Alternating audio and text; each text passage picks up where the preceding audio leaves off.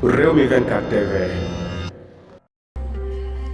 Bismillah dal leen ak jàmm ci xibaar lundi 27 mai 2024 mu mel ne procès bi doxoon ci diggante Bah Diakhaté ak ki nga xamante ne rek moom mooy imam Cheikh Tidiane Ndao ñoom ñi nga xamante ne rek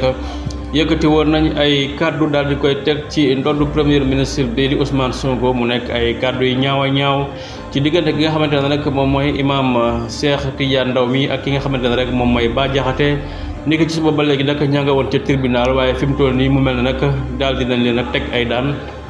verdict bi daal dinay génn ci procès bi nga xamante ne dox na ci diggante Bah Diakhaté ak imam Alioune Badara Ndao ndax procureur jamono yi ma ngay nag daal di leen di daan li nga xamante ne rek mooy 6 mois de prison ak amende 100 000 francs yoo xam ne war nañ koo fay ki nga xamante ne kon mooy Bah Diakhaté ak ki nga xamante ne rek moom mooy imam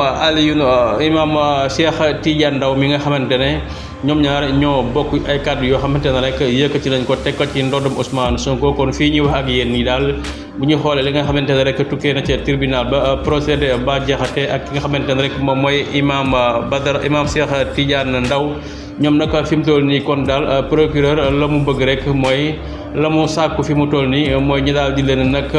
condamné 6 mois de prison ferme ak amende 100 000 francs yoo xamante ne rek war nañ ko joxe loolee kon la ñu xamle mu doon loo xam ne nar naa métti ci ñaar ñi nga xamante ne jamono yi yëkkati war nañ ay révélation yu ñaaw ci wàllum ngóor jigéen teg ko ci ndoddum kii di Ousmane Sonko. loolee waral kii di procureur nag daal di leen nag arrêté woon leen mu mel ne kon fi mu toll nii daal ñoom affaire yi mujjee na metti lool ci ñoom ndax kat war nañoo tëdd 6 mois prison ferme waaye it daal di nag fay li nga xamante ne rek moom mooy 20 000 ci xaalisu Sénégal.